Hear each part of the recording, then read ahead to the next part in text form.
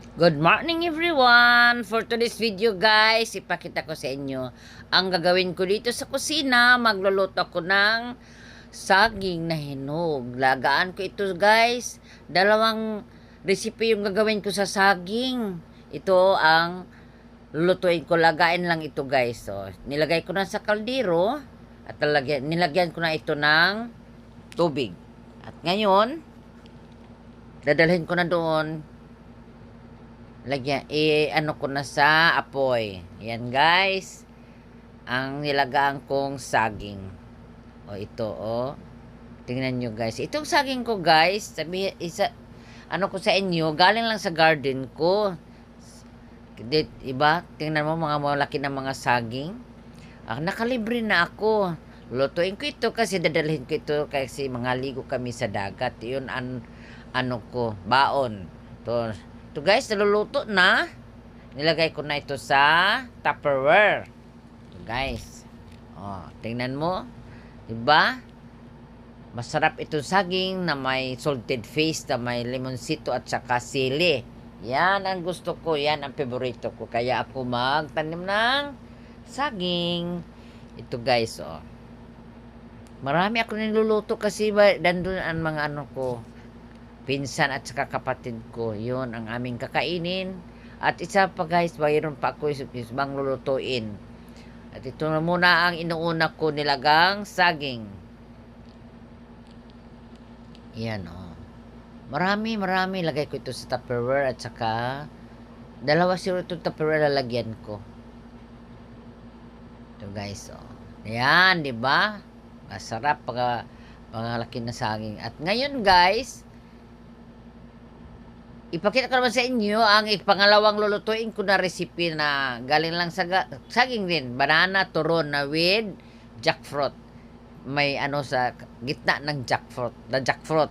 Itong lang guys, galing din sa ko sa farm. So nakalibre ako. Ang binili ko lang langis at saka wrapper sa lumpia. Ito. Yan. Ko yung saging, ni-slice ko. Dalawang, kasi ang slice, tatlo na ang tatlo ang nilagyan ko yan, lagyan ng itong jackfruit. Yan. Marami-rami itong gagawin ko guys. Masarap ito. Subukan nyo, masarap itong nilulutuin ko na banana turon with ripe jackfruit. So nakalibre ako guys, nakalibre ako sa mga tanim ko.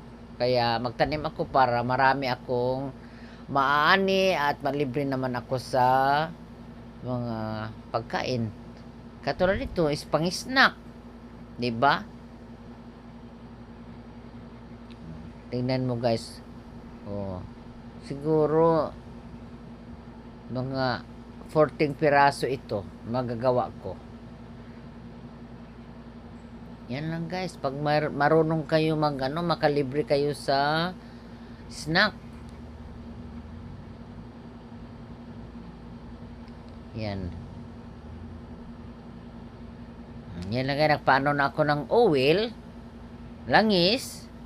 Pinainit ko na. Pag mainit na, ilagay ko na itong binalot ko na saging ni with jackfruit, ripe jackfruit, and binalot sa lumpia wrapper.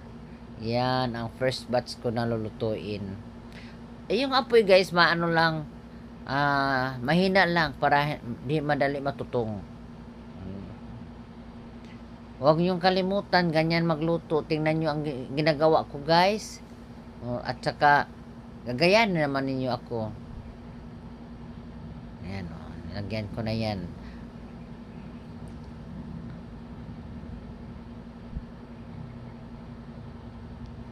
Antayan lang guys at para maluto, mahina lang ang apoy para hindi siya matutong. Yan lang guys, di ba? Inano ko na yung sa kabilang side na naman ang ano sa oil. Yan. Kabilang side. Masarap ito saging, guys. Masarap ito.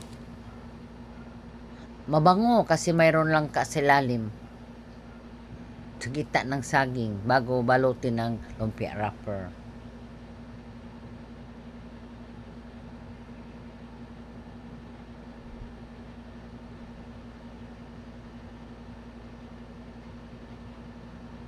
Pinahinaan ko lang, guys, kunti para hindi matutong yung madali matutong yung niluto kong banana turon. Yan, oh. Di ba? Ang sarap ito, guys. Makrunchy.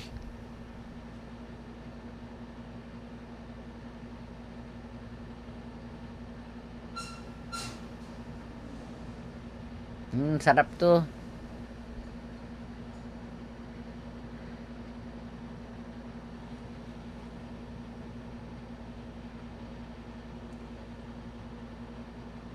Kaya ko magtanim ng saging para ako mayroon aanihin para malibre naman ako sa pagkain. O, pangalawang ano na, batsa naman yung ilagay ko sa kawali. Diba? Marami ako nagawa sa saging. Nalibre na ako. Yan. Ang madiscarding nanay. Maagang nagluluto ng banana turon sa kanilagang saging. Yan. Marami na natapos, marami na naluluto.